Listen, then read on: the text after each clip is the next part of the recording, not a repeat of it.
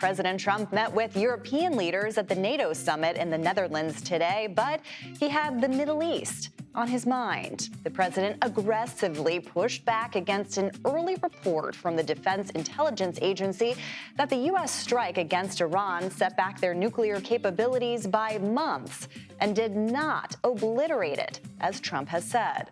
Still, the president insisted Iran's nuclear program has been, quote, blown up to kingdom come, and that now he does not care if the U.S. and Iran reach an agreement. Nevertheless, he said, the two countries will meet next week. We may sign an agreement. I don't know. The only thing we'd be asking for is what we were asking for before about we want no nuclear.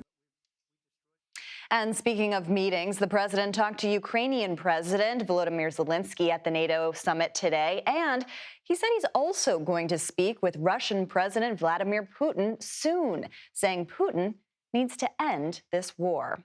Our own Ed O'Keefe has been traveling with the president and joins us now from the Netherlands. Ed, it's great to see you. I first want to refute what the president said today about you. He said you're not a nice guy. I think we all know that that is not true. You are the nicest among us, so just to clear the record there. But it is good to see you, and I know you were asking questions of the president today at this summit. Specifically, you asked him about whether this pause in hostilities, this ceasefire, will actually hold. What did he have to say about that? Well, appreciate the fact check, Caitlin. And it came up in the context of him suggesting that while all this evidence may now suggest that his attacks weren't the complete success he touts them as, he's essentially now inferring that if he hadn't launched those attacks, perhaps there wouldn't be any peace. So we sought some clarity. Take a listen.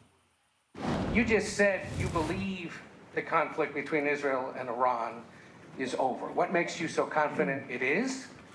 And what do you do if it isn't? Because I dealt with both, and they're both tired, exhausted.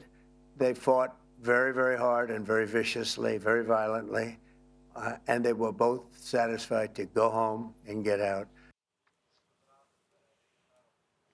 Notably today, Caitlin, both the president and the Secretary of State did suggest, look, there is a possibility that at some point in the coming years, Iran might restart its nuclear program and might try to build a weapon. But at least once, I think it was at least twice actually, the president said, look, it may come later on when I'm not here. So whether it was completely destroyed, whether it was set back by a few months, and that is still a subject of great debate and intelligence assessments, he's saying it's been stopped for now, and he believes it is ultimately going to help bring peace to the Middle East. Well, that's what I wanted to ask you about, Ed, because I've been trying to kind of figure this out and hope you can answer this for me, which is that the president has been saying he wants nothing but a peace deal. But today he also said, look, we eradicated their nuclear program, so I don't really care if we get a deal or not. We'll see what happens there. Can you kind of make sense of those two statements? In other words, why meet next week if you don't really care about a deal? Well, we've asked for more clarity about who would meet with the Iranians, where, under what conditions. So far, at least, the White House has nothing to share.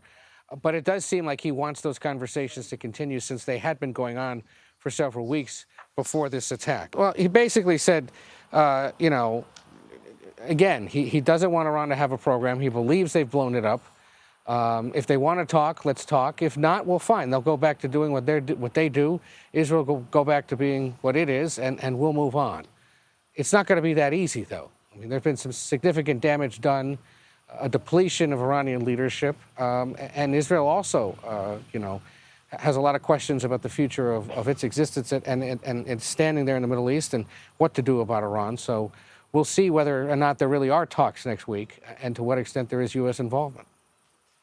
All right, our Ed O'Keefe asking questions of the president, I'm sure running on very little sleep, if any at all. Safe travels home, and we'll see you soon. Thank you.